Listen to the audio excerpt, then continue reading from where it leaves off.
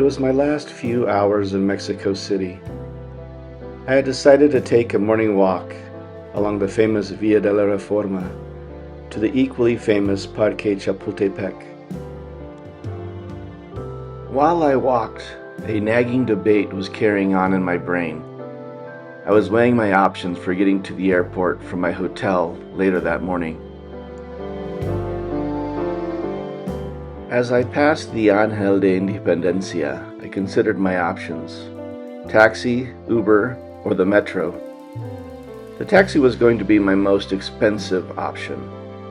An Uber would be less expensive, however, both taxi and an Uber would have to contend with the intense traffic. I was beginning to like the idea of taking the metro.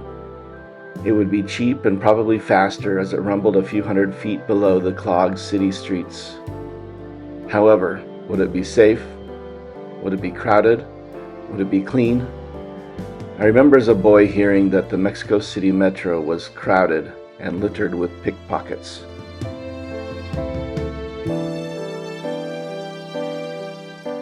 I moved the debate to the back of my mind as I reached Parque Chapultepec and walked a short distance inside. There was so much I would have liked to explore inside the park. Several paths led off the main walkway, and morning walkers and joggers disappeared around their turns.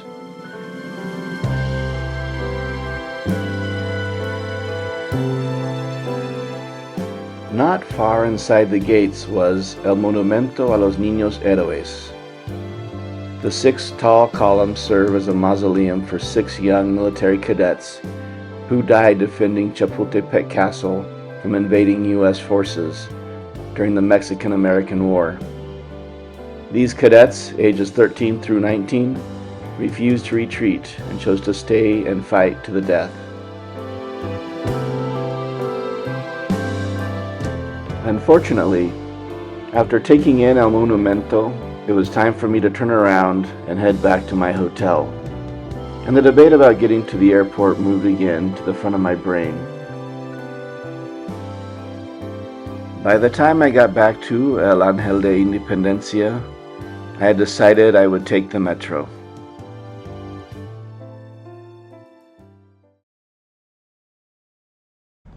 After breakfast, I grabbed my backpack and walked a couple of blocks to the nearest metro station. I approached a cashier's window and explained I wanted a one-way ticket to the airport.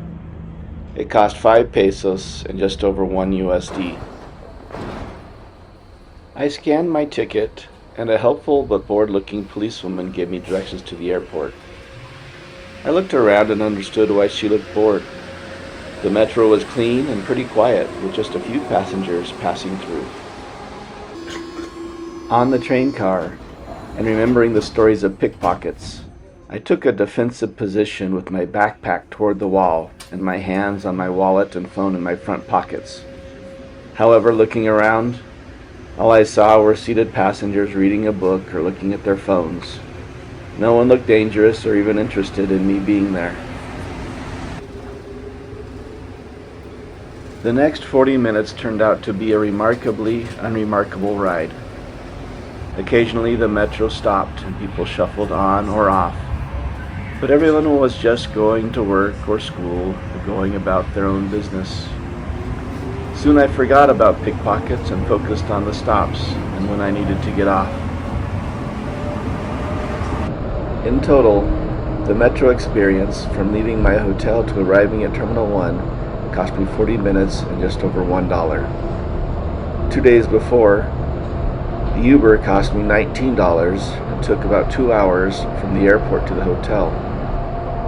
Also 2 days earlier, a taxi driver gave me a quote of $63 for a ride to my hotel.